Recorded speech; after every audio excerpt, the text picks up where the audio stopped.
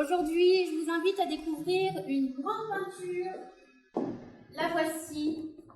Et je dis grande peinture car elle mesure 1,80 m. Je ne sais pas si vous vous rendez bien compte, 20 cm de plus que moi. Voilà, c'est une grande peinture taoïste sur le thème de la fertilité et de la fécondité. Je vais vous expliquer tout ça. Ce sont des thèmes importants au sein de la culture chinoise car la famille et sa stabilité sont au cœur des préoccupations. C'est la divinité Pi-Xia qui est représentée. Cette princesse aux nuages bigarrés est liée à la fertilité, comme je le disais tout à l'heure. Elle a pour rôle de protéger femmes et enfants, de présider aux accouchements, mais aussi de soigner, et notamment les boutons en tout genre. Elle est aussi appelée Sainte Mère et on la reconnaît grâce à sa coiffe ornée d'oiseaux aux ailes déployées.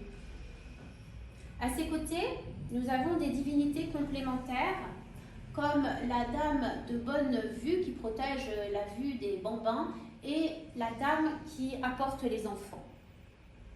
On reconnaît certains des symboles de Pi-Xia comme les nuages, en partie haute, qui sont représentés ici, ou bien sur les bandeaux latéraux, mais aussi les fleurs de chrysanthème que l'on voit donc sur les robes des dames et également dans les coiffures.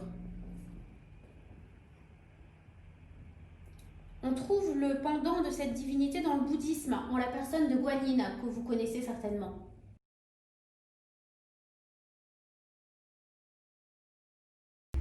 En partie basse, nous remarquons 5 enfants en train de jouer et de danser.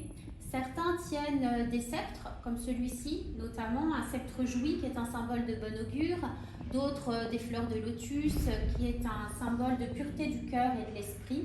À la base, nous avons un brûle-parfum dont le feu est en forme de pêche de longévité, donc pour assurer une longue vie à toute cette descendance. Qu'est-ce qui est typique de la dynastie Qing dans cette peinture? La frontalité et le hiératisme des personnages, une composition très structurée avec une importance de la symétrie. Vous pouvez voir les rideaux qui structurent le tout. Et puis une figure centrale qui est comme un axe à partir duquel les autres personnages sont positionnés de façon rigoureusement géométrique. Une géométrie que l'on retrouve avec le dallage, notamment au sol. N'oublions pas que l'équilibre est un des piliers du taoïsme et ici nous sommes devant une peinture taoïste. Voilà, nous en avons fini pour aujourd'hui. N'hésitez pas, s'il y a des sujets qui vous tracassent, qui vous intriguent, à me les soumettre. Et si j'ai des objets en relation, je pourrai essayer de les traiter. La semaine prochaine, je vous présenterai une jolie divinité indienne. D'ici là, vous pouvez me retrouver sur les réseaux sociaux, sur Instagram, sur le site internet galerieveroniqueprévost.com et aussi sur proantique.com. Et je vous souhaite à tous une très bonne semaine. Bye bye!